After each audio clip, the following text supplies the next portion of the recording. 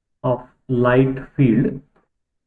I'm writing this energy density of light field in the medium. Now these are the words where you're going to use very frequently in all of the further derivation. Is rho v. Right from the beginning we are taking this. Then the intensity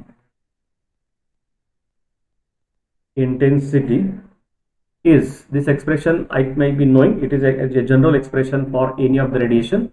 Intensity I is given to be this energy density rho nu multiplied by nu. Okay, so this is called as energy density is equal to intensity per unit frequency or per unit wavelength. So in that sense, this intensity is given by rho nu into v. Okay, sorry, this is not nu, this is v. I'll correct this. This is v. Okay, and see here, v is equal to this c upon mu. Okay, so we get this relation c is equal to nu lambda. Same the relation is there. So c 1 upon lambda is this 1 upon mu is not like but lambda, like lambda. So the nu is equal to c equal to nu lambda. That type of relation we have already used. So this is called as velocity of light in the medium. So this is velocity of light in medium. Light in medium. Okay, this c is velocity of light, and this velocity of light in vacuum, and this v is velocity of light in medium. So these are the two different terms. Don't confuse with this v and c. C is velocity of light in vacuum. V is the velocity of that radiation in that medium, which is smaller than this velocity of light in vacuum, and therefore this relationship is there as shown here. So call this to be equation number 2. We need these relations further, and as we know from that is called as from black body radiation theory or quantum theory. Black body radiation theory. This is called as actually quantum theory. Quantum theory of black body radiation. We know that this intensity I or this rho nu, energy density is going to be n into h multiplied by nu. Okay, this is what quantum principle. H nu is the amount of energy bundle for one bundle. If there are n photons, then n h nu is expression for this rho nu. Okay, and if it is the case, then I can write this equation 2. Equation 2 can be written as, let's write this equation 2, that is I can write I is equal to, replace this, so you will get n, small n, this is a quantum number, h that is Planck's constant, then nu that is frequency multiplied by v. This is my equation number 3. So that is what equation number 3. This is what from quantum mechanics already we have discussed. Now in such a case, that means certain radiations are passing through material medium, then the loss of photon, okay, actual number, the loss of, I'm not interested in the rate now. From the rate, from the number we can calculate the rate. The loss of photons, okay, minus dn, only number, we required number, is in a small thickness dx. Small thickness dx of medium, this me, medium, can be written as, this is my, in the first video or first lecture we have gone for all these derivations. Can be written as, if you remember, this is written as minus dn is equal to, this is d capital I, intensity, which is function of x. This is not d into I into x, this is I of x. Intensity as a function of x, this rate of change of intensity per unit displacement or per unit thickness. This is what the quantity, minus dn is equal to dix upon dx, and it is to be multiplied by this dx upon, this is h nu and v. Okay, now remember here why this quantity adds here to calculate this, otherwise this will be a number here and this particular quantity will be something different here. So this I nu, ix is this nh nu. So while getting this dix, I get this quantity nh nu out of this.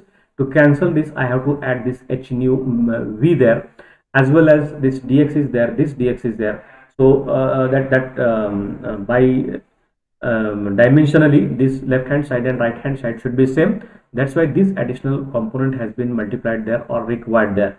So this is what an expression for the loss of photons in a small thickness of medium, which is having its thickness to be dx. Okay, and now from this equation I can divide both of these sides by dt, and therefore we get the net rate of loss.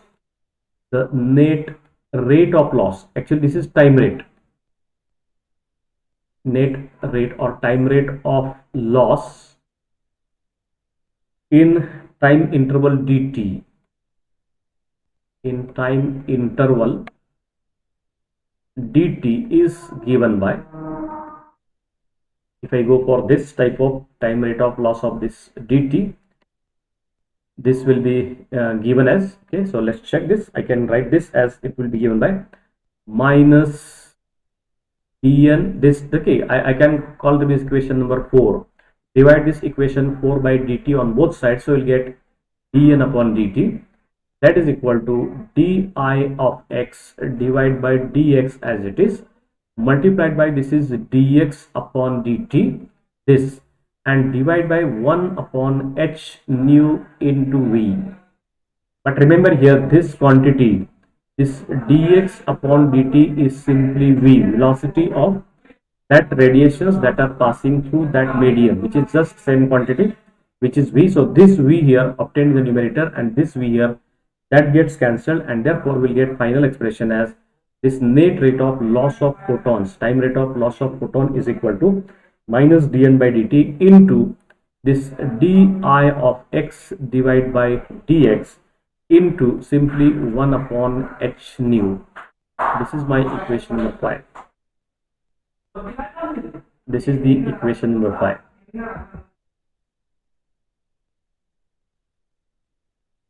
Okay, so, and one more derivation we have used earlier. Let me revise this in brief. That is in earlier, in the only lecture first, when we started our discussion over this, we have calculated one relation, or we have shown that the interaction of radiation with matter in that particular concept, we have used this particular concept. If you remember, I'll just redraw this diagram, then you will come understand this particular case here. So this is what a I0, that is the initial intensity, as it passes through this medium, this intensity goes on reducing, and at this location I am measuring it to be I, and this is what an exponential process. So at a distance x, this is their intensity. Of that, a small fraction has been taken. This is what I have taken. I have drawn this to be a small dx. So in a small dx, this rate of loss, if it is known, and integrating over from this 0 to its maximum value x, we can calculate this entire what we call it, entire loss in this intensity. And if it is in this case, so this is this particular formula here, we have written this expression as di is equal to, it is minus alpha into capital I into dx. So we have mentioned it is proportional to I, it is proportional to the thickness of the material medium, and this alpha is called as attenuation constant, or that is called as absorption constant in that particular medium. Actually this derivation we have derived in the first or second lecture only, and therefore using this particular concept I can write. So right here we can use the expression from interaction of radiation with matter, interaction of radiation with matter. Actually this is absorption of light in the material medium, which is given by this expression what we have seen, di is equal to minus alpha into I multiplied by dx. That is the relationship which we have written there, and therefore here dix upon dx. So this, when I replace this di here, di of x, actually this is di of x, and replace this, therefore with this above equation 5 can be written as dn upon dt. Now this dx and dx in the numerator, that will get cancelled, and therefore we will get, it is simply plus alpha into capital I of x multiplied by 1 upon h nu. This is my equation number 6. This is what your equation number 6. And now we can replace this ix in this equation earlier. By equation earlier we have written that, let me see the number of this equation. This equation is equation number 3. If I replace this by equation number 3, or if I substitute this equation 3 here for I of x, okay, so this equation 3 substituting, so you can write using equation okay, we can write here earlier we have this relationship. We have shown this I is equal to intensity I of x, actually it is equal to rho of nu, okay, into v. This type of relationship already we have written. Okay, I can replace this in the above equation 6. Therefore equation 6 becomes minus dn upon dt is equal to alpha, that is absorption coefficient, into rho nu multiplied by v into 1 upon h nu. Okay, and this is my equation number 7. Now this equation and one more equation which we have written earlier in case of this dn by dt, okay, in terms of, so that earlier equation, let me check its number. If we go for this number of this equation, this is in terms of b2 minus b1. Okay, this is my equation number 1. Equation 1 number is give me rate of actual net rate of loss of photons in the photon field. This is minus dn by dt is equal to n1 minus n2 into rho nu multiplied by b12.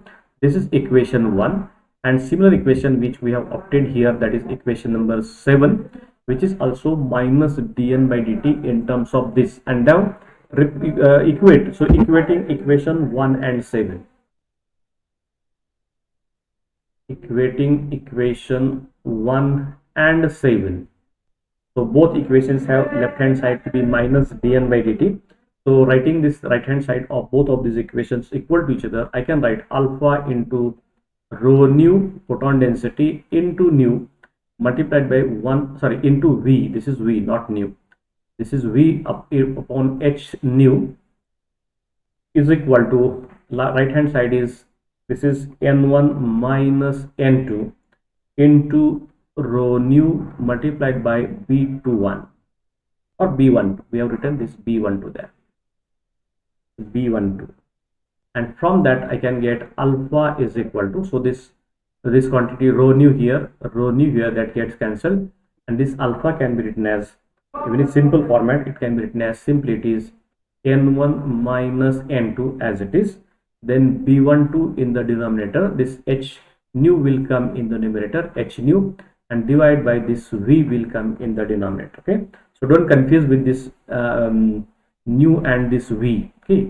nu is frequency, v is velocity. I'll write it this way. So this is my equation number 8.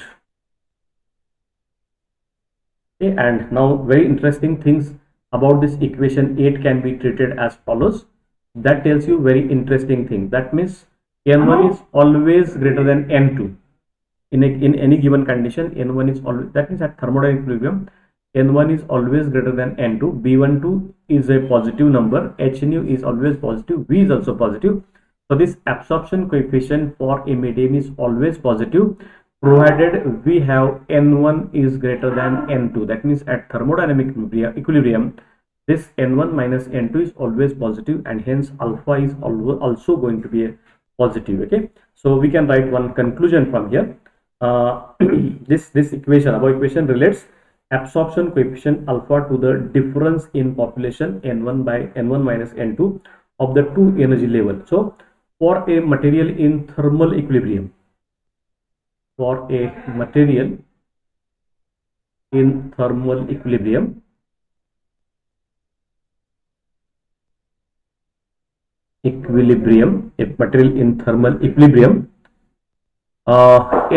is always greater than n2, and therefore, and that implies this alpha is always positive. Always loss is there. Absorption coefficient is positive means always loss is there. And now we have to make this absorption coefficient negative, means we have to make n1 minus n2 to be negative. Only chance is that means we have to make n2 more than n1, and wherever we are trying to make n2 more than n1, we are calling a situation which is called as population inversion again. So that is what this particular message we have to understand from this particular derivation. Now we'll write in brief that particular what I said just now. If n2 is somehow made larger,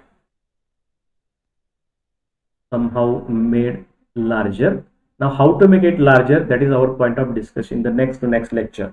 That is called as pumping schemes, electronic pumping schemes, with which one can make more number of atoms in the state n2 rather than n1. That is called as population inversion. That schemes we are going to learn later on. So if n2 is made somehow made greater than n1, larger than n1, then alpha becomes negative. That implies alpha is equal to negative.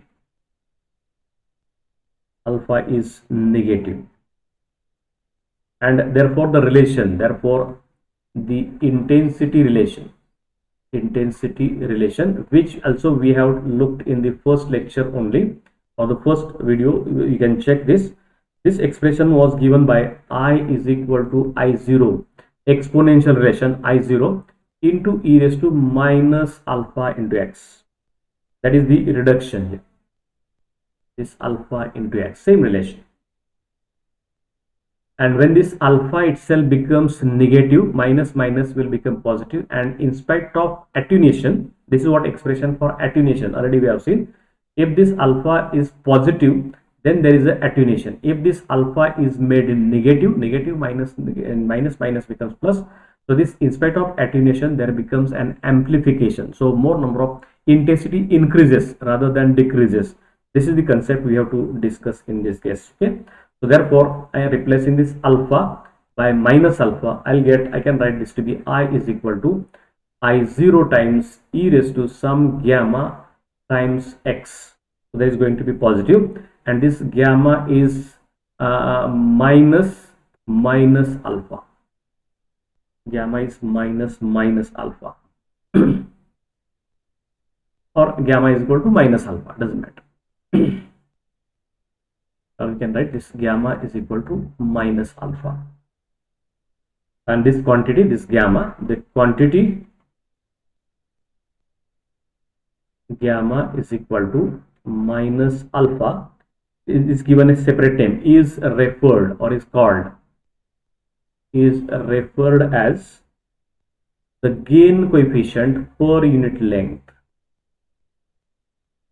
Gain coefficient per unit length.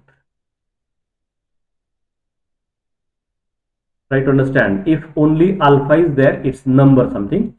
This is absorption per unit length, absorption coefficient per unit length. If it is minus or if it is made negative, that means in spite of loss there is a gain, and that alpha here which we have written there, this gamma is equal to minus alpha. This coefficient which we have defined newly here, this is called as a gain coefficient per unit length. Okay, so as this gamma is greater than 0, that is positive,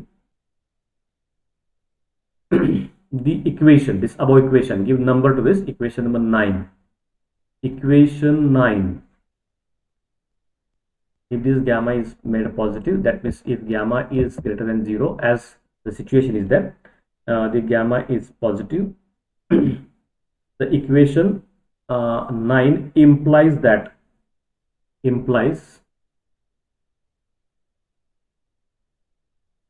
what it implies that the intensity of light grows exponentially. Intensity of light grows exponentially.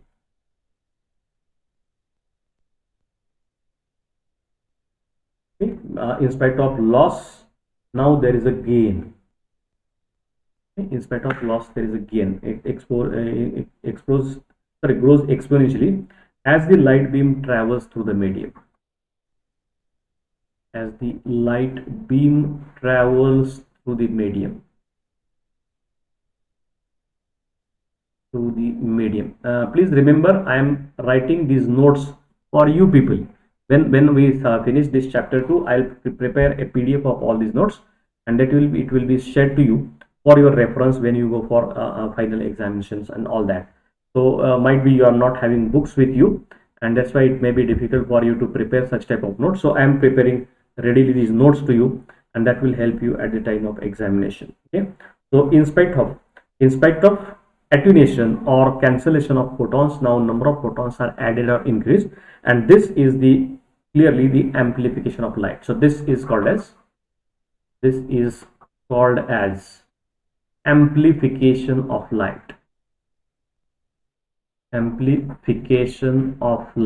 So in spite of attenuation, we can attain amplification provided we have a method to increase, to make n2 more than n1. So make n2 more than n1. In spite of attenuation or loss, there will be a gain, there will be amplification. This is what we have to understood from this case. Okay, so this is what that says to be that equation. Now our equation number 7. So we can incorporate this gamma in equation 7. So see, equation 7 was, what was our equation 7 was alpha is equal to n1 minus n2 into this, what it is, b12 into rho, sorry, h nu divided by v. This is what our equation number 7. So if I want to write equation for gamma there, make this minus alpha, so minus sign here. Now this will become n2 minus n1. Instead of n1 minus n2, it will become n2 minus n1, and this will remain as it is. So I can write here. So if we incorporate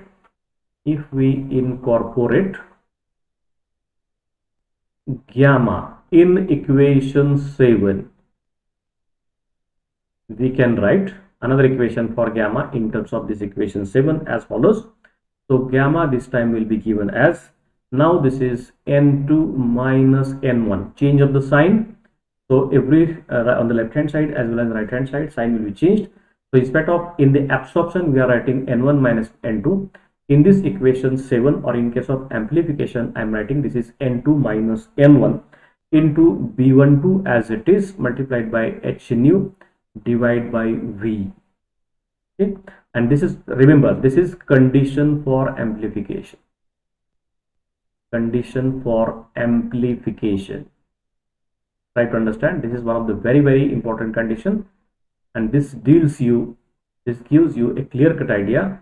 So sometimes in examination you may be asked to state the condition for amplification. So maybe you will be given expression alpha is equal to n1 minus n2 into b12 h nu upon v, and some other relation will be gamma is equal to n2 minus n1 into b12 into h nu upon v. Same relations are same there, interpretation is same. The mathematical equations are looking same, but the interpretation is different. One is absorption coefficient and one is amplification coefficient or gain coefficient, and therefore the second this equation number where we are coming, I think 9 or 10. Okay, so this is an equation for this amplification. So I hope we have gone through this mathematical derivation of this particular case. So this is 7 and this is 8 and this is 9 and this is equation number 10. Equation number 10 is the condition for, not 9, this is n10, and this is the equation for, or the condition for amplification. Okay, so we'll write one in again very clearly here. Gamma will be positive.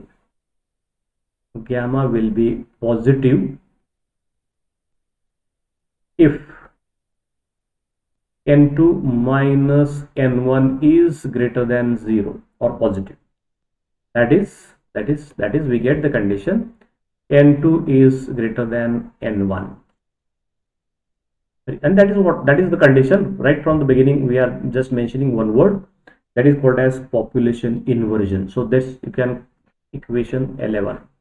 So this is the condition for population inversion. Right, in brief, the condition 11, are given by this, is known as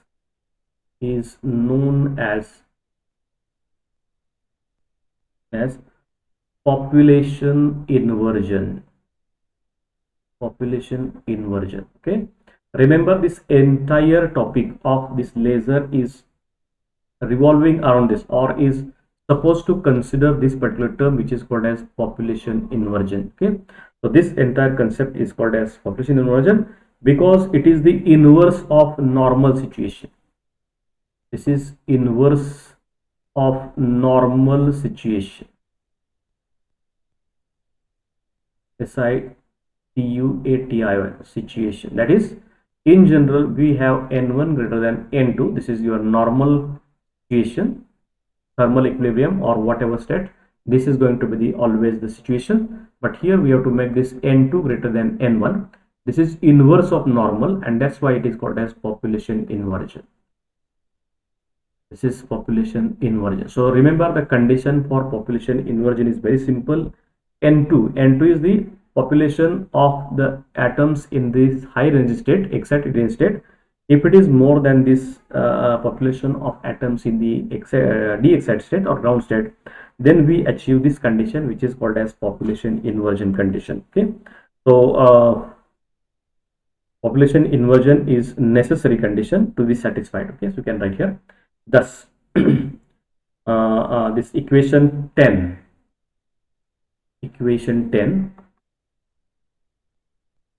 Okay, this conclusion of this equation 10 indicates that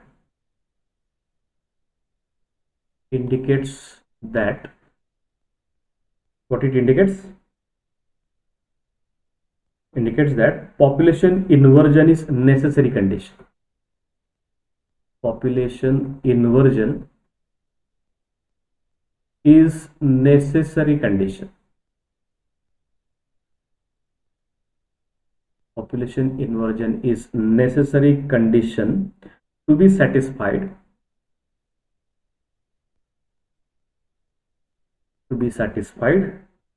for causing an amplification of incident light.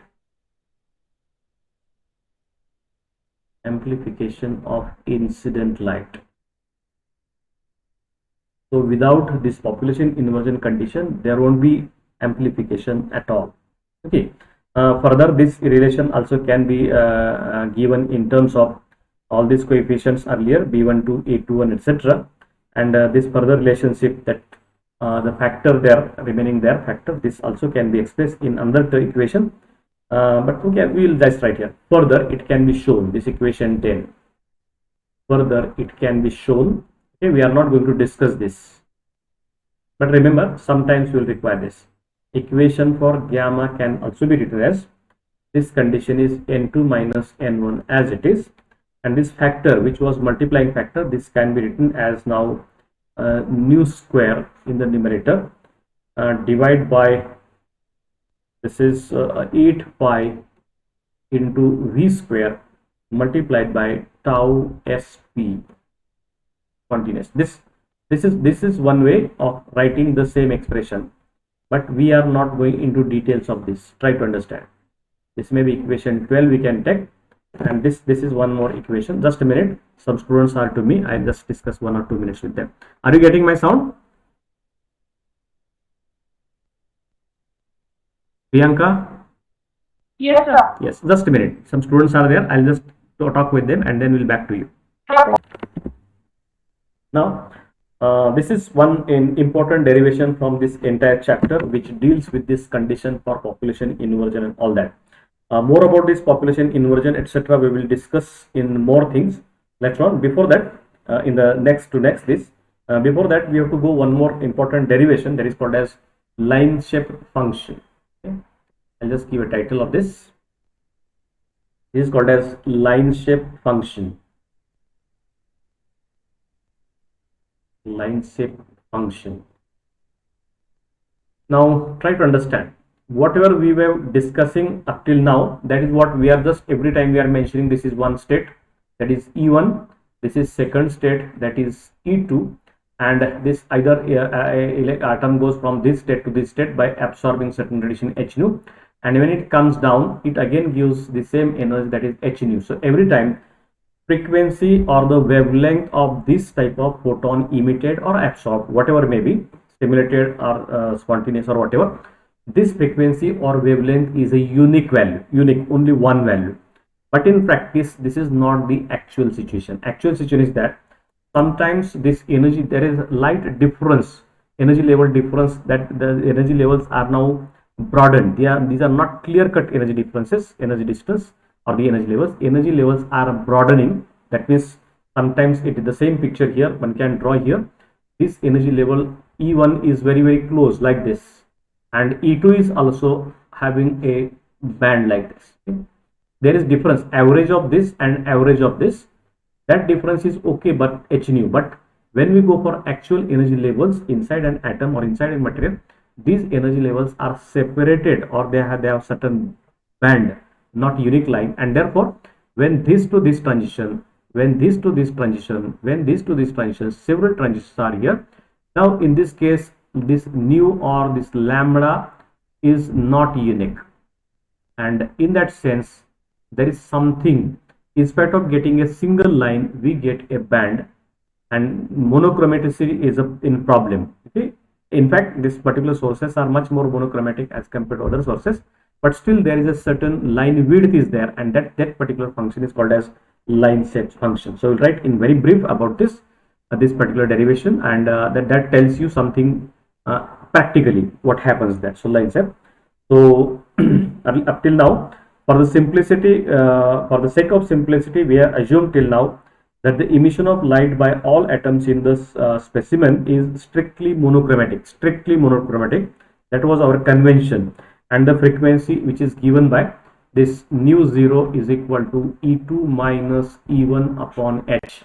This is what we were taking as a for simplicity, for understanding purpose. Simplicity or understanding purpose. Okay. However, this is not true. However, this is not true. In actual atom picture or in actual material, when we go, these energy levels that the energy levels are not that unique energy levels, and therefore there is a certain gap, or there is certain broadening of this particular line. So light emitted by an atom is in reality a burst of decaying exponentials, as shown. We are trying to show this figure. So in fact, this particular, I am drawing this particular figure to get in this understanding, and this understanding tells you that this particular incident radiation is here like this, and when it enters inside this material, this goes on decreasing like this. So when I go for this particular change, this is found to be an exponential. So this amplitude, that is what just now that is what we look in case of this damped harmonic oscillator. Same things happen here. So there is an exponential decrease. Exponential decrease. So this is what the truth, actual truth is this way, not exactly like this, but this truth is like that. From both sides, this type of this amplitude of the photon or frequency may remain same, but its energy becomes smaller and smaller, decrease. And that's why, in spite of that, we are going to get what we get is this. So here we will write in brief the decaying exponential as shown in this diagram. The actual frequency of light, although centered at nu 0, has some stepped over certain range delta nu, as shown by this next diagram. So another diagram I am going to draw here. This is what an intensity, and this is here, it's a frequency. This is my nu 0. This is frequency, and here it is intensity. This intensity is shown to be in such a way that this goes on increasing, reaches maximum, and again starts falling like this. So in spite of getting a single line, I am supposed to get a band as shown by this. So this is maximum value I. This is now I by 2, and this is also I by 2 on both sides. So get a this type of tangents from this particular lines, or there are lines on this particular here, and show that around this nu 0 there is something. Okay, this is called as delta nu. This is delta nu. That is called as line shape function. This is actually a what we call, this curve is called as this Laplacian curve, or this Laplacian type of distribution or there is one more name for that, Gaussian distribution. This is a Gaussian distribution. Out of that, as small, how this delta nu is smaller, such type of unique monochromaticity will be there. But in general, in practice, this type of line shape broadening is always available and possible. Okay, so Fourier analysis of this, again, this is not, we have not learned this, but Fourier analysis of decaying light shows that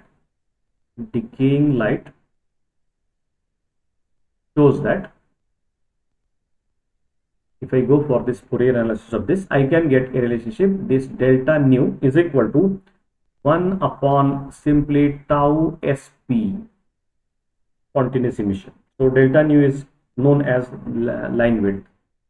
Delta nu is known as line width. And remember, this is again because of this principle delta x into delta p is equal to h cross, or h cross upon 2. That is what Heisenberg uncertainty principle. This uncertainty, okay, there are three different relations: delta E into delta T, delta theta into delta L, etc. That there are three relations. One of the relation tells you the correct explanation of that single monochromatic wavelength or light is never possible in case there is always certain uncertainty, and this uncertainty gives rise to this type of line width as shown here. Okay, so this is called as line width and is defined as the frequency difference, and is defined as the frequency difference. Frequency difference corresponding to intensity. Corresponding to intensity, okay, 1/2 times capital I. I'll write it here, 1/2 times capital I. So this is corresponding to intensity 1/2 times capital I. So we have to go for this type of calculation. See on this particular curve where this I falls to I upon 2 and get the frequency range around this nu 0. That is called as line width of this type of laser. So this is the true. That means practically this is the true. Theoretically, whatever we were discussing right from the beginning, that is not that true. For only for convenience, for understanding purpose, we were taking E1 and E2 are very, very sharp. There is no band gap. There is no variation in these energies E1 and E2. Therefore, whatever amount of energy absorbed or released, that is supposed to be monochromatic in this case, but that is 100% monochromaticity is not possible because of this type of uncertainty relationship, and this relationship gives rise to a certain band. Okay, even though it is very small, but that type of band is observed, and it has every laser light or laser beam has certain line width, which is given by this relationship earlier. Okay, so similarly, atoms are capable of absorbing light, not just a single frequency. This is what related to emission. Now, in case of absorption too, a single frequency is never absorbed. Okay, depends upon the situation.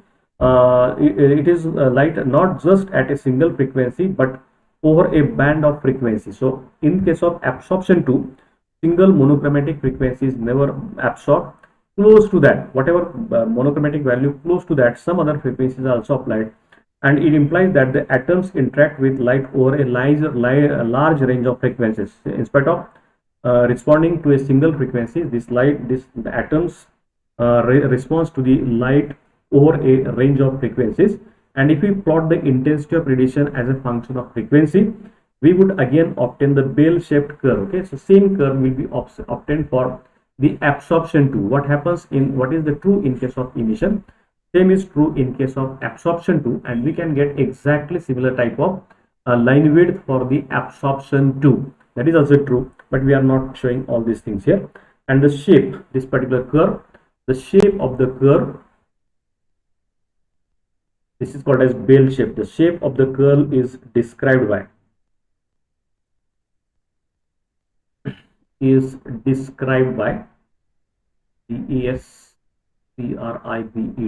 described by the line shape function.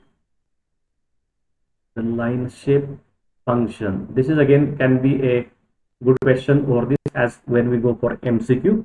Line shape function given by G nu, and this is function is usually normalized. This function is usually normalized. I'm not sure how many things you have learned in quantum mechanics, normalization condition, etc. And this condition also can be used here. The function is usually normalized according to now this is here minus infinity to plus infinity. This g nu into d nu must be equal to 1.